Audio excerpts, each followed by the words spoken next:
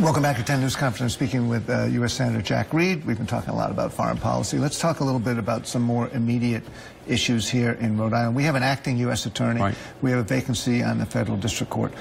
Do you have any confidence, or do you have any signals from the Trump administration that they're going to fill those positions? Nothing yet. They've made no indication of how they're going to proceed, what type of procedures they'll use. And that, I think, applies to both Republican senators and Democratic senators. This is around the country. It's around the country, all across the country. In fact, it was somewhat unprecedented when all of the federal attorneys were asked to go en masse. In the past, both under the Bush administration and under the Obama administration, federal attorneys, incumbents, could stay for a while until they had actually identified and sometimes waited to the confirmation of the succeeding federal attorney.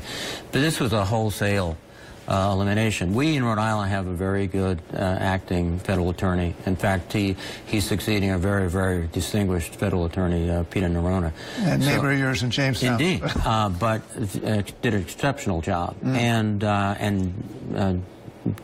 Steve Dambrook will do a great job, too. The House of Representatives apparently is taking up again the idea of repealing Obamacare and coming up with a replacement.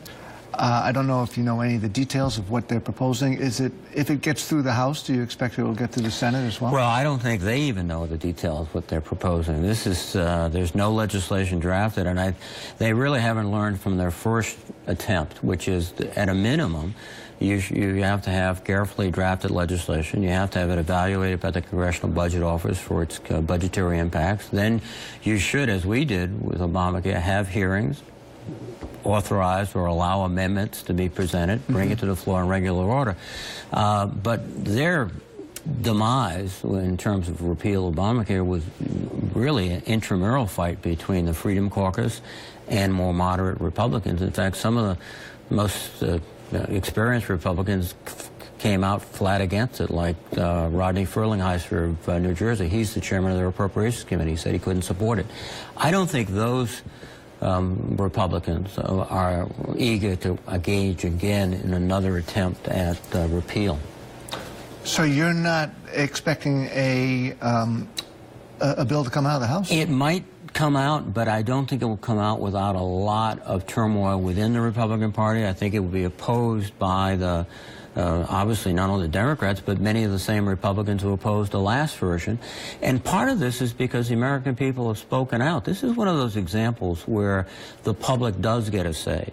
When you have thousands or hundreds of people showing up at a congressional town hall meeting across the country in red districts and blue districts and purple districts and saying, don't take away my health care. I have a pre-existing condition. We can't tolerate the loss of 24 million people losing their health care, et cetera. That translated very quickly into a situation where they understood this was going against the popular will of the American people.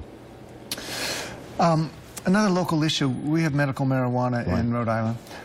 But yesterday down at it was 420 Day, which is a marijuana celebration, I guess. A couple of activists were arrested by Capitol Police in Washington for handing out joints to Capitol staffers, marijuana cigarettes that are legal in D.C., but not legal under federal law.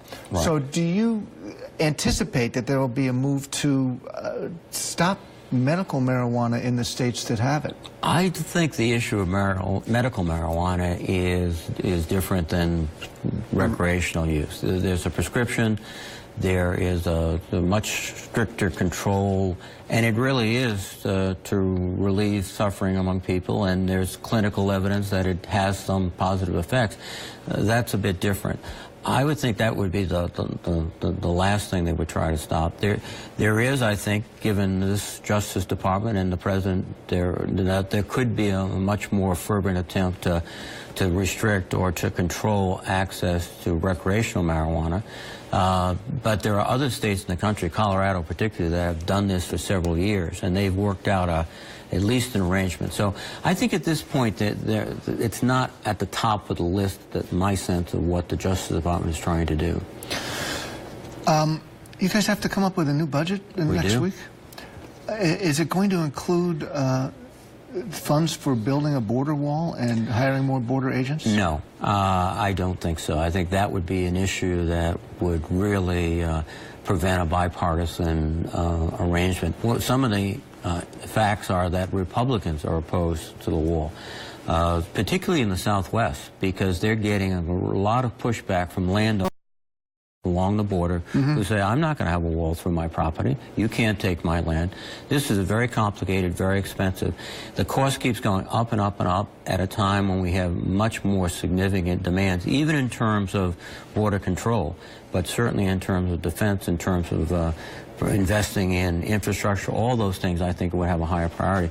But I would think the wall would be one of those issues that would really stop consideration of the appropriations bills, and we need to get these appropriations bills fast. But how can the president let that issue go? That was his signature, and he has reiterated it even up until this week. There's going to be a wall. NATO was obsolete until it wasn't obsolete. China was a currency manipulator until it wasn't a currency manipulator. Janet Yellen shouldn't be chairman of the Federal Reserve Board, but, well, maybe she should be chairman of the Federal Reserve Board. I think you could go down a long, long list of issues that he has in a moment's turned. And I think, frankly, the other aspect of this is there is something not only to be said, but it's actually necessary to get a budget done this week for many, many reasons. And then he can move his efforts into the 2018 budget, which he sent up, the skinny budget.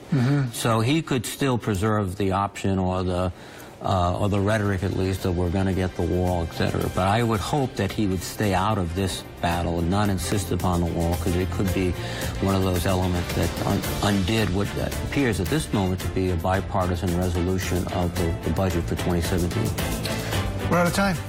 Thanks, Bill. Senior Senator Jack Reed from the state of Rhode Island, was my guest. Thank you all for watching 10 News Conference.